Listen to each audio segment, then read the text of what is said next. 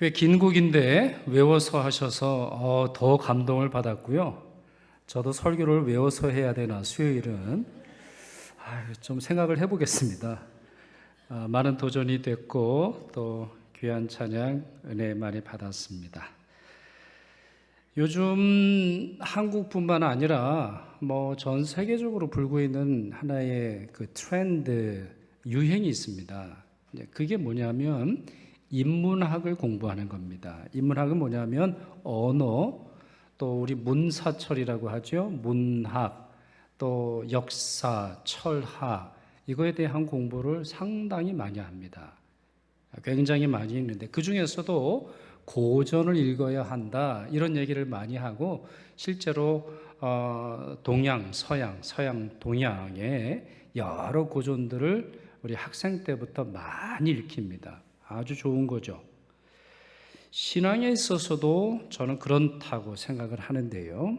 하나님께서 이스라엘 백성들을 향해서 예레미야 6장에 이런 말씀을 하세요. 아주 중요한 우리가 진리를 이해하고 진리대로 사는 데 있어서 아주 중요한 말씀인데, 자, 이 말씀 같이 읽지요. 너희는 길에 서서 보며 옛적 길, 그 선한 길이 어디인지 알아보고 그리로 가라. 너희 심령이 평강을 얻으리라 라는 말씀을 하세요. 자, 여기 이제 선한 길, 믿음의 길을 의미하는 거죠. 근데 그 길을 뭐라고 표현하고 계셨죠? 옛적 길. 그러니까 옛날부터 나는 길이 있다는 거예요. 새로운 유행도 좋기도 하겠고 또 새롭게 만든 어떤 그런 것도 좋겠지만, 신앙의 길 중에는 아주 오래된 옛날부터 시작되는 그런 길들이 있다, 이렇게 말하고 있어요. 그러면 이 옛적 길은 무슨 길일까요? 바로 성경이 우리에게 알려주시는 길이에요. 그래, 그 성경의 길대로 걸어갈 때 어떻게 보면 성경은 고리타분한 옛날에 쓰여진 고전과 같은 그런 책으로 사람들이 읽겠지만 그게 아니에요. 그 가운데 선한 길이 발견되고 그 가운데 평안의 길이 있고 그 가운데 생명의 길이 있는 거예요. 그러니 그냥 우리 교회 용어로 말하는 게 아니라 우리 세상의 용어, 세상 사람들이 하는 말들을 해보면 성경이야말로 고전 중에 고전이고, 꼭 기독교를 믿는 것만이 아니라 정말 진리가 무엇인지 이 인문학을 공부하는 사람들에게 있어서는 성경을 꼭 읽어야 하는 그런 책이 되겠습니다. 기도에 있어서도 마찬가지예요. 기도를 배우는 데 있어서 제일 좋은 책은 성경이에요.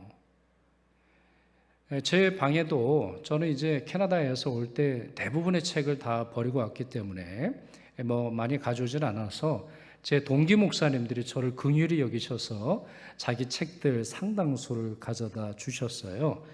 근데 그 책들 중에 상당수는 두 가지 종류인 것 같아요. 성경에 대한 거하고 그리고는 기도와 영성과 관련되어 있는 책인데, 참 기도와 관련된 책들 많습니다. 기도와 관련된 기도가 무엇인지, 어떻게 기도하는 것인지, 또 기도로 말미암아 얻는 우리의 유익에 대한 책이 많은데, 그런데 곱씹어보면 가장 좋은 기도의 교과서는 성경이에요. 이미 성경 안에 가장 좋은 기도가 담겨 있고, 우리가 기도가 막혔을 때 그 기도를 뚫는 힘을 우리는 성경을 통해서 발견할 수 있는 것이에요. 톰 라이트라고 하는 분이 아주 좋은 책을 썼어요. 신약의 모든 기도, 구약의 모든 기도, 이런 책을 쓰셨는데, 자, 이 책은 말 그대로, 제목 그대로 신약 성경에 나오는 중요한 기도를 분석하고 우리에게 가르쳐주는 그런 책이에요. 근데 신약과 관련되어 있는 책에서 보면 서문에서 이런 말을 합니다. 이렇게 신약 성경은 단지 기도해야 한다고 말하며 기도를 권하는 데 그치지 않고 우리를 기도 속으로 끌어들인다. 또 기도가 단지 습관이 아닌 우리 삶의 깊은 심장박동이 되도록 도와준다, 이런 말을 해요. 그러니까 여러분 적용해 보면 뭐죠?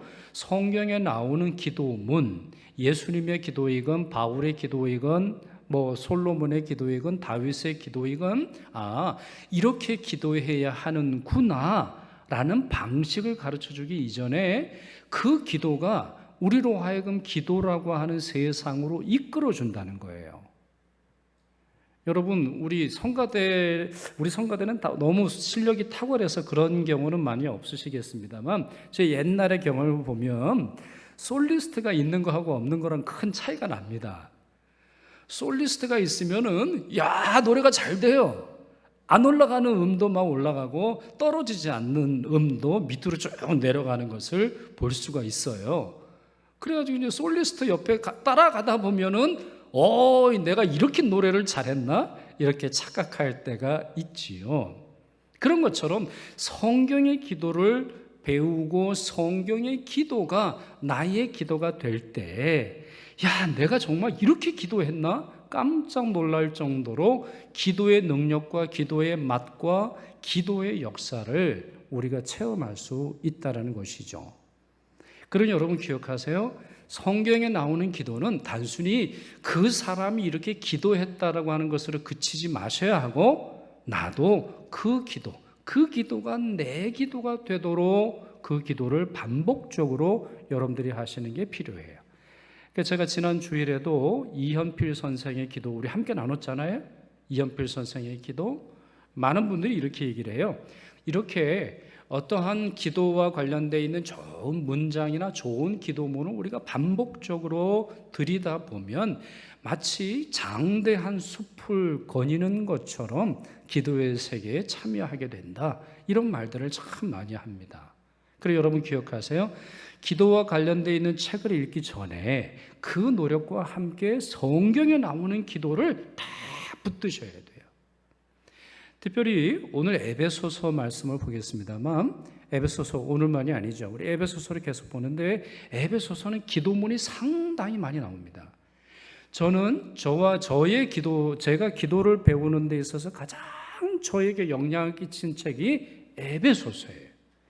그리고 이 에베소서에 나오는 기도를 담고자 저 자신도 많이 노력을 하는데 여러분도 그러실 수 있기를 바랍니다. 자, 에베소서 1장 16절 보시죠. 에베소서 1장 16절 같이 읽겠습니다. 내가 기도할 때에 기억하며 너희로 말미암아 감사하기를 그치지 아니하고 그랬습니다. 자, 잠시 복습을 좀 하겠습니다. 우리 이제 강해를 하다 보면 우리 그 주에 해당되는 주제만 살펴볼 수 있는데, 여러분 제가 오늘 이제 에베소서 세 번째 시간이거든요. 첫 번째 시간에 대해서 설교했던 거 기억나시죠? 사도 바울이 자신이 하나님의 종이요 그리스도의 종으로서 사도로서 부름받았다라고 하는 사실을 설명하는 내용, 그리고 두 번째 내용은 찬송할지어다, 찬송합니다, 찬송에 대한 내용, 그리고 세 번째 기도에 대한 내용이 나와요. 그럼 다음 주는 무슨 내용이냐? 교회에 대한 말씀이 나옵니다. 그리고는 이제 신학적인 부분으로 넘어가는 거예요. 여러분 이 배치가 상당히 중요하다고 생각을 합니다. 내용도 내용이지만 이 배치가 너무너무 중요해요. 무슨 말이에요? 찬송과 기도가 항상 앞에 나와야 돼요. 어떠한 신학보다, 어떠한 교회의 행정보다, 어떠한 교회의 사역보다 중요한 것은 주님을 향한 찬양과 주님을 향한 기도예요. 이게 쌓여져야 신학도 신학으로서의 의미가 있는 거고 교회의 사역도 사역으로서 의미가 있게 되는 것이에요.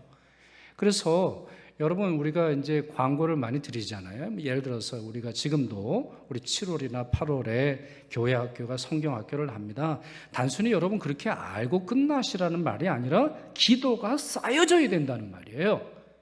선생님들만 기도해서 되는 것이 아니라 학부모만 기도해서 되는 것이 아니라 찬송과 기도로 마음이 뜨거워지고 준비될 때 그 사역이 잘 되는 것이지 단순히 교회 행사로서 그것이 진행될 수 없음을 기억하세요. 자, 이 16절 말씀을 보시면 바울이 자신이 어떤 기도를 드리는가 말하기 전에 그들을 위한 기도와 감사를 그치지 않았다, 이런 말을 합니다. 당시에 사도 바울은 가택 연금 아니면 로마 감옥, 어디 아주 심각한 감옥에 있었으리라고 보는데, 이런 경우 생활에 필요한 대부분의 거를 충당해야 합니다. 여러분, 우리 감옥에 있는 사람들 뭐 이렇게 좀 넣어주는 거 있죠? 그거 뭐라 그러죠? 사식? 뭐 그거 넣어준다고 하는데, 저희 교회 우리 권사님도 우리 그 사역을 하시는 분이 계시거든요. 설명을 들었더니 깜짝 놀랐어요. 사실 정부가 다 대주는 게 아니라네요. 속옷도 내 돈으로 사야 되는 거고, 밥 정도는 준다고 하고, 거기 가가지고 누워있는 게 아니랍니다. 거기 가가지고 이렇게 가부좌 틀고 앉아 있어야 되는 거지, 가가지고 뭐 감옥소에 있으니까 편하게 그냥 정부가 다 대주는 게 아니래요. 그래서 여성들 같은 경우는 생리대도 사줘야 되고, 여성들 같은 경우는 속옷도 사줘야 하고, 가난한 여성 같은 경우는 도와줄 게 참 많다, 이런 말씀을 제가 하는 걸 듣고 깜짝 놀란 적이 있어요. 여러분, 지금도 그런데 고대 로마 사회에서 지금 감옥에 있는 바울의 처지가 어땠을까요? 자기 생활 자기가 책임져야 되는 거거든요. 먹을 거, 아니면 입을 거, 그리고 감옥에 있기에 간수들과의 관계에 있어서 보통 어려운 일이 아닐 겁니다.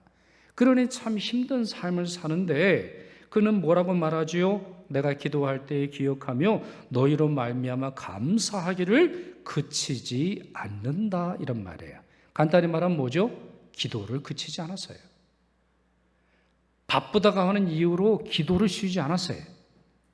내가 힘들다라고 하는 이유로 내가 육체적으로 어렵다, 내 사정이 지금 기도할 사정이냐, 이렇게 말하지 않았다라는 거예요. 기도와 감사를 쉬지 않았다, 이렇게 말하는데, 자, 이런 모습을 우리는 사무엘에게서도 발견할 수 있죠. 사무엘상 12장 23절 같이 있습니다. 나는 너희를 위하여 기도하기를 쉬는 죄를 여호와 앞에 결단코 범하지 아니하고 선하고 의로운 길을 너희에게 가르칠 것인즉 그랬습니다. 자, 이것이 주님의 모든 사역자들의 자세입니다. 권사님들에게만 해당되는 게 아니고 장로님들에게만 해당되는 게 아니에요. 모든 사역자들, 교회의 책임을 맡은 자들의 자세입니다. 기도를 쉬지 않는 거죠. 자, 17절 보시면 이제 사도 바울이 기도하는 내용이 나오는데, 17절 보시면 삼위일체 고백 함께 하고 있고 성령을 간구하는 기도가 나옵니다. 자, 본문을 같이 읽지요. 시작. 우리 주 예수 그리스도의 하나님 영광의 아버지께서 지혜와 계시의 영을 너희에게 주사 그랬습니다. 자, 간단히 말씀드리면 성령을 주십시오, 이렇게 기도하고 있는데, 성령이라고 부르지 않고 정확하게 뭐라고 되어 있죠, 여러분? 지혜와 계시의 영이라고 되어 있어요. 옛날 개혁 성경에는 지혜와 계시의 정신이라고 했거든요. 근데 이걸 이제 바로 잡은 거죠. 올바른 성경 번역으로 수정한 거라고 볼 수 있는데요. 왜냐하면 정신이라고 하니까 자꾸만 어떤 사상이나 생각이나 신학을 뜻하는 걸로 오해를 했기 때문이죠. 아니에요. 바울이 구한 것은 성령 하나님입니다.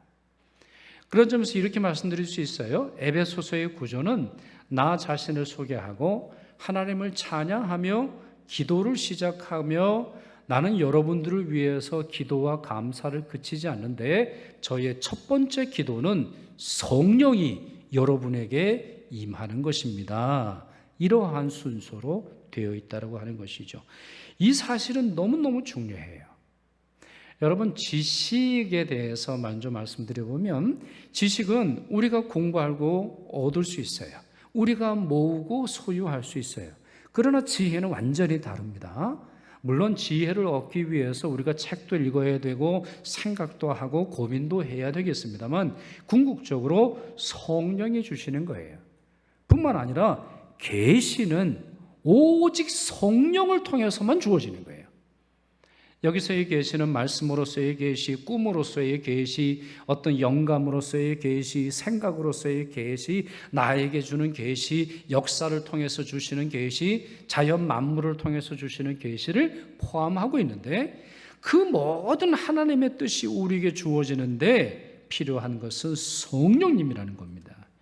따라서 이렇게 말씀드릴 수 있어요. 성령님이 거하시지 않고는 우리의 기도는 한 발자국도 하나님께 갈 수 없을 뿐만 아니라 성령이 우리에게 임하시지 않고는 지혜와 계시가 우리 가운데 주어진다 할지라도 이해될 수 없다라고 하는 것이죠. 그러니 사도 바울은 첫 번째 기도 내용으로 성령을 간구하고 있습니다.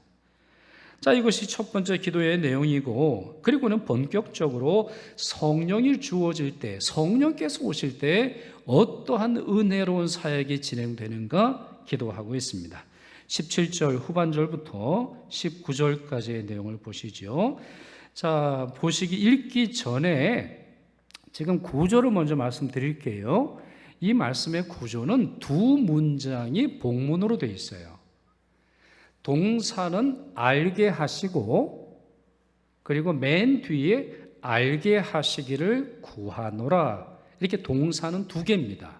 그러니까 나는 구합니다. 여러분들이 아시기를 이런 문장으로 되어 있어요. 자, 이걸 염두에 두시고, 머리에 염두에 두시고 이 말씀을 같이 읽겠습니다. 시작.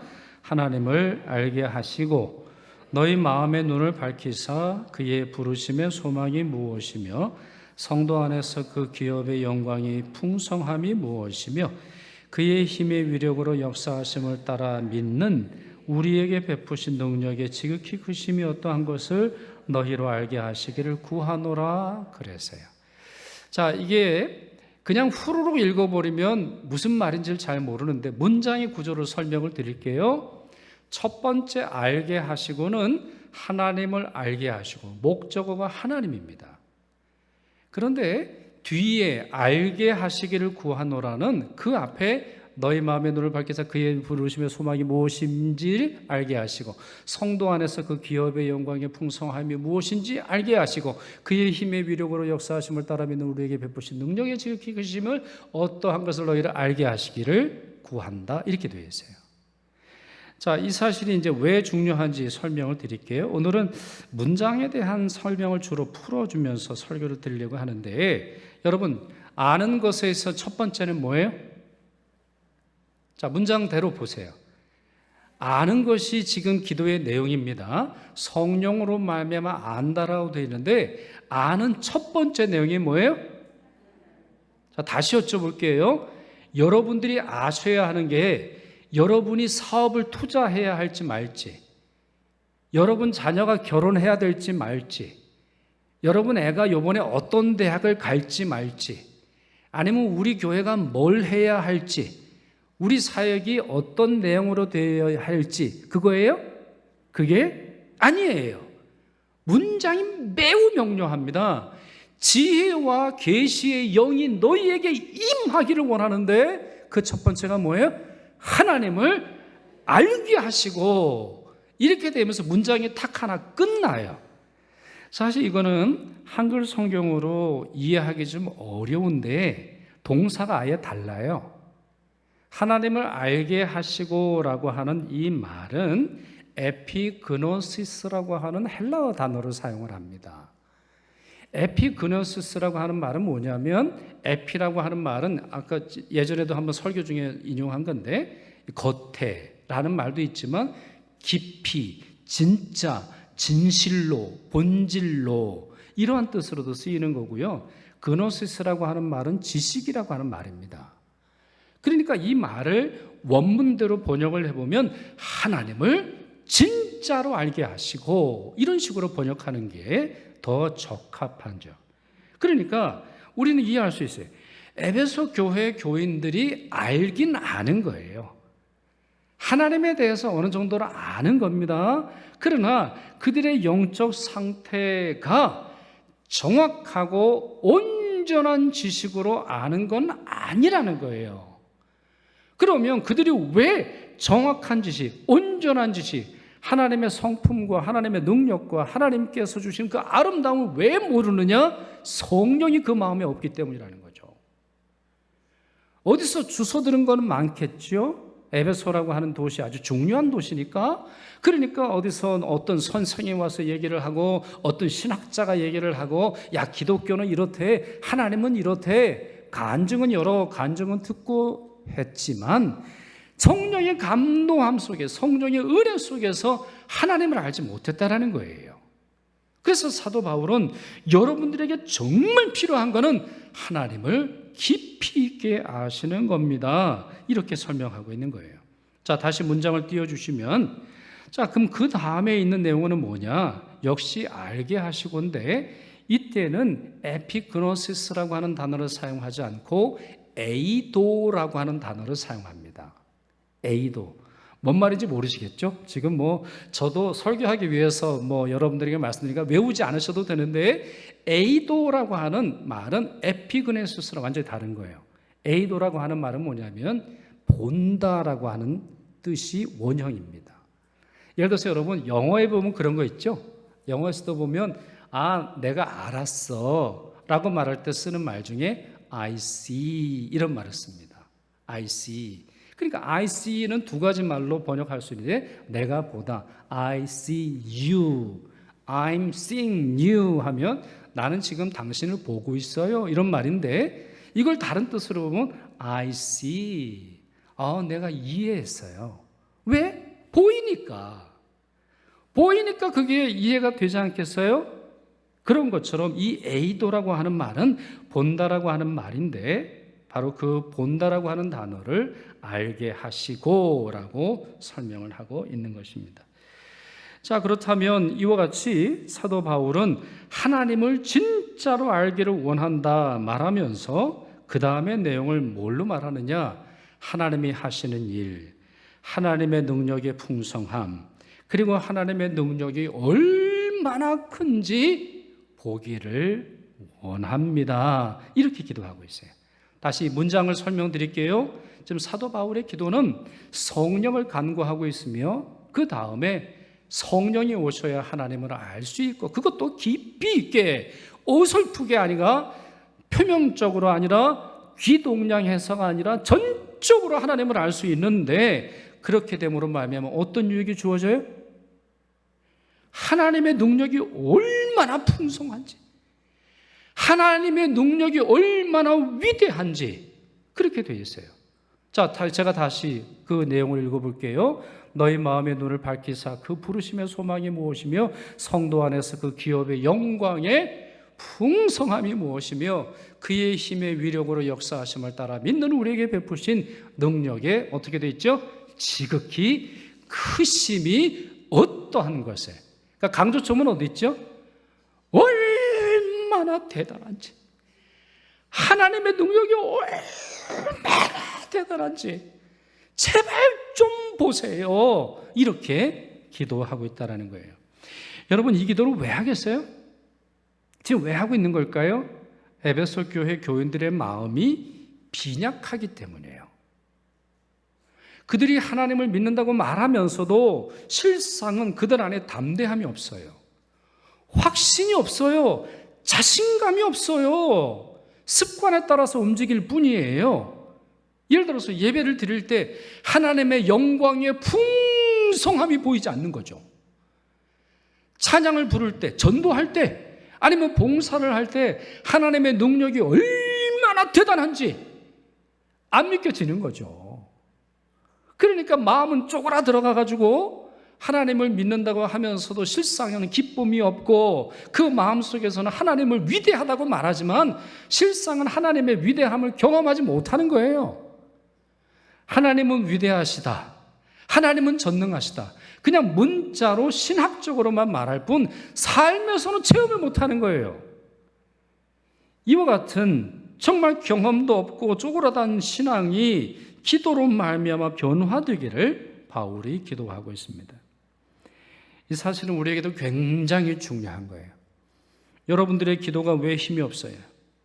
여러분들의 봉사가 왜 미약합니까? 여러분들이 직장을 향해서 나갈 때, 아니면 직장에서 돌아올 때 왜 하나님을 느꼈다라고 하는 그러한 감정이 우리 가운데 없을까요? 그 이유는 하나님의 풍성함과 탁월함을 경험하지 못해서이고, 또한 왜 그것을 경험하지 못합니까? 우리가 기도하지 않기 때문이라는 거예요.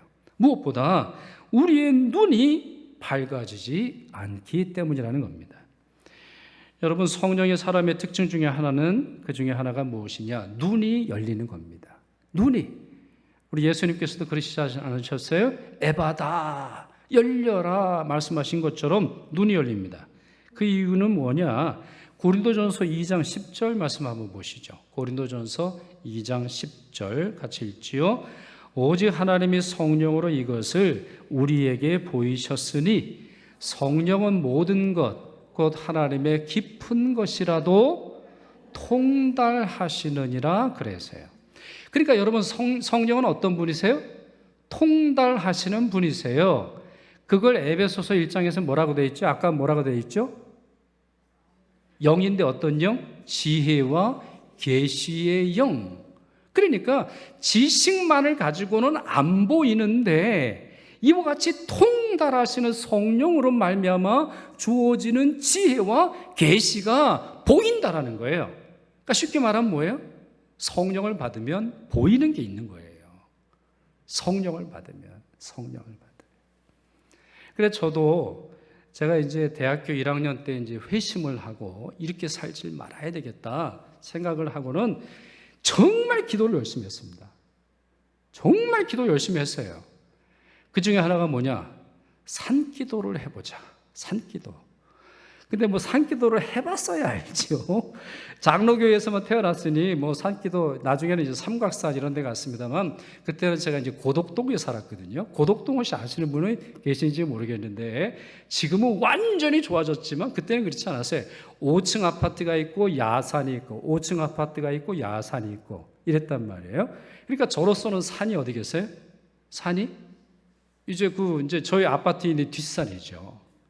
자, 밤마다 이제 기도를 했습니다. 근데 하루는 제가 신발을 벗고 열심히 통성 기도를 하는데 산 밑에서부터 시꺼먼 두 개가 막 튀어 올라오는 거예요.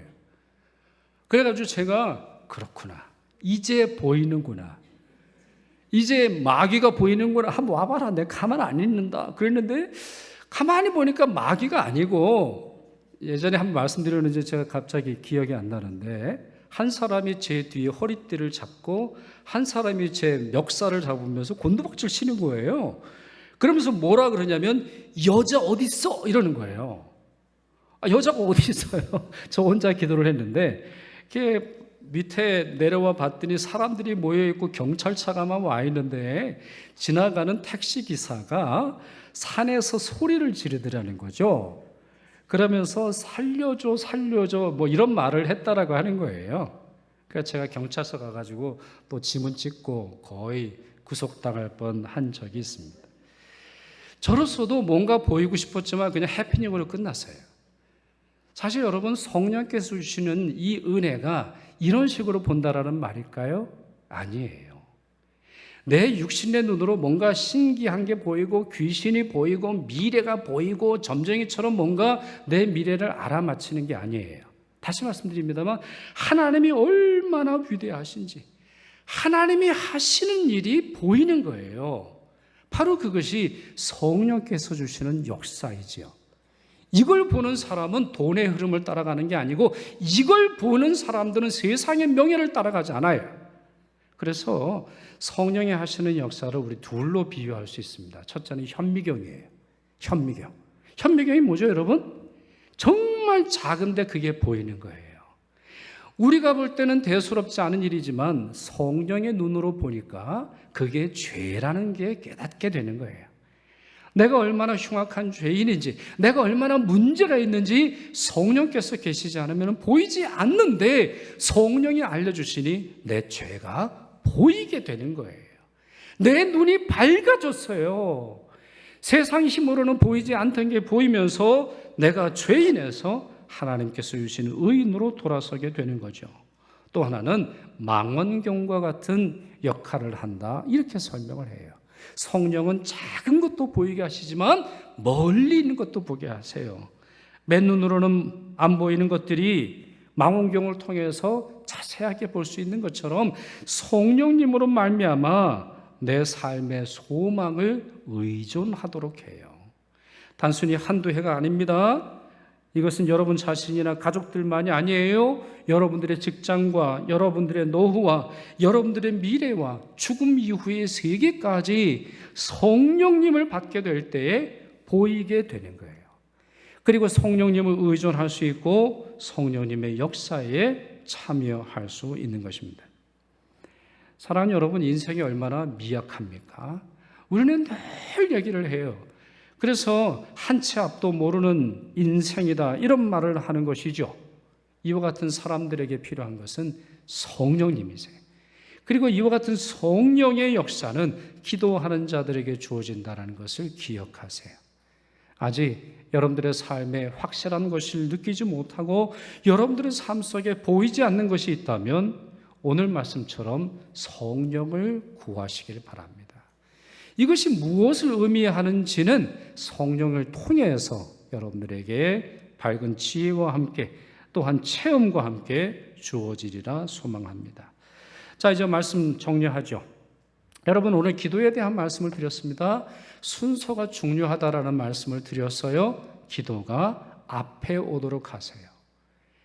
여러분들이 다 할 거 다 하고, 여러분들이 결정할 거 다 하고, 여러분들이 문제를 다 일으켜놓고 문제 해결을 위해서 기도하는 것과 어떤 일을 선택하기에 앞서서 어떤 일을 소망하면서 기도하는 것은 전혀 다른 일이라는 걸 기억하시길 바랍니다.